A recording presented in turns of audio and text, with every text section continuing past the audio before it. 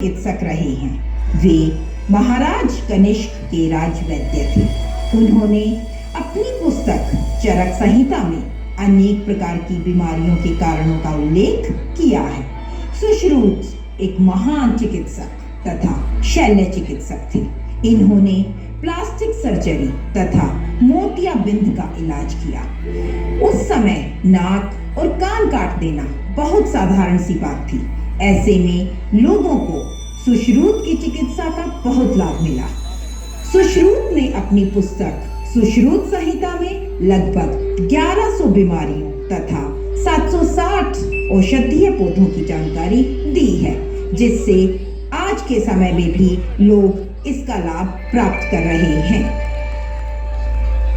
जैसा कि अभी हमने देखा कि प्राचीन भारत में शिक्षा और आयुर्वेदिक का महत्वपूर्ण योगदान था, उसी तरह अब हम देखेंगे कि प्राचीन भारत में महिलाओं का योगदान व सम्मान हर क्षेत्र में था।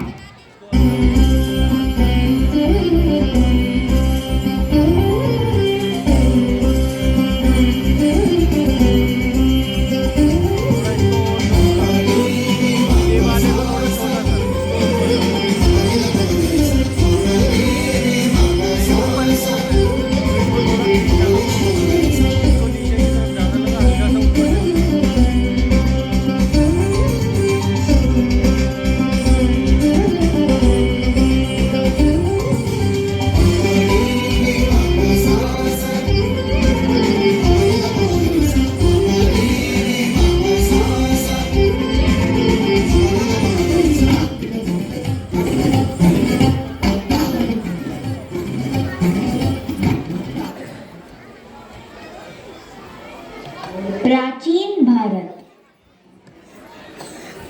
महिलाओं की सबसे सुरक्षित एवं सम्मानजनक अवधि। प्राचीन भारत में महिलाओं की सामान्य स्थिति अद्भुत थी। महिलाएं हर प्रकार के अपराधों से सुरक्षित थी। उन्हें समाज में उच्च दर्जा और स्वतंत्रता प्राप्त थी। प्राचीन भारत में महिलाओं को विदुषी का दर्जा दिया गया था, यानी शिक्षित महिलाएं। महिलाएं वैदिक यज्ञों और मंत्रों के उच्चारण में भाग लेती थी।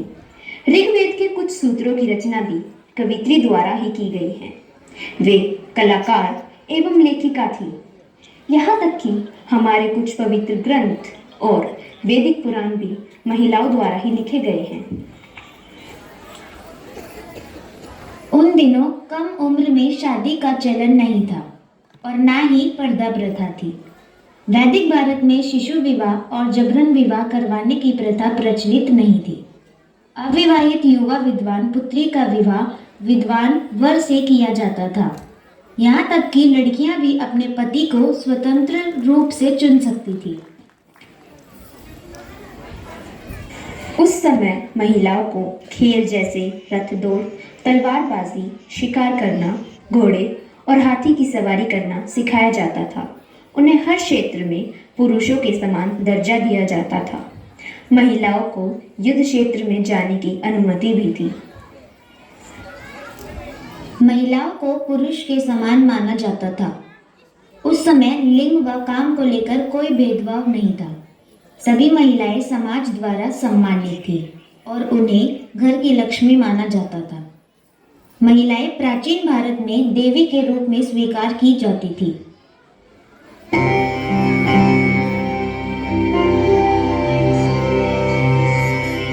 One teacher, one book, and one pen can change the world.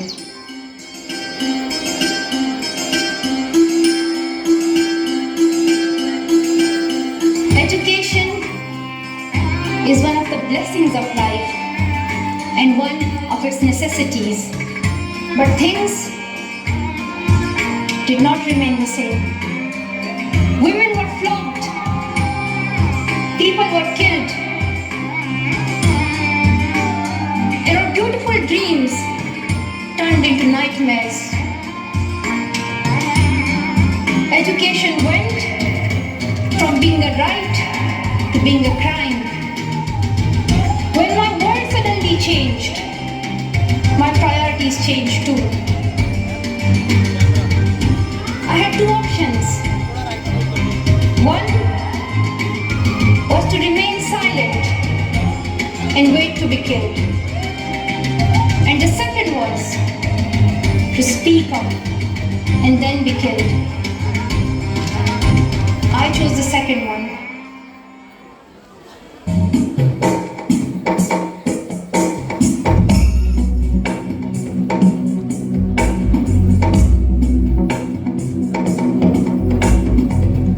गिरिनन्दिनि नन्दितमेदिनि विश्वविनोदिनि नन्दनुते गिरिवरविन्द्यशिरोधिनि वासिनि विष्णुविलासिनि जिष्णुनुते भगवति देशिति कण्ठकुटुम्बिनि भूरि कुटुम्बिनि भूरि कृते जय जय हे महिषासुरमर्दिनि रम्यकवर्दिनि शैलसुते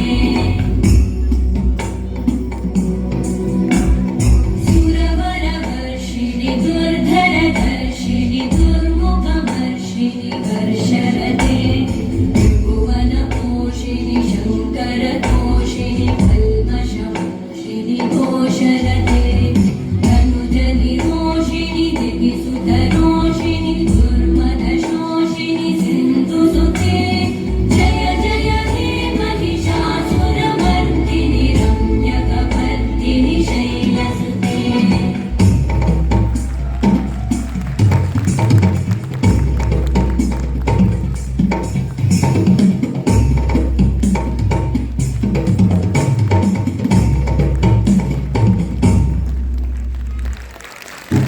सभी बीमारियों का इलाज आयुर्वेदिक चिकित्सा के द्वारा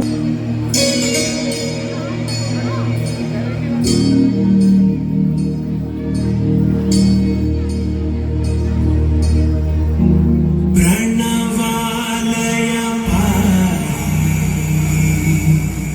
परिपालय परमेशी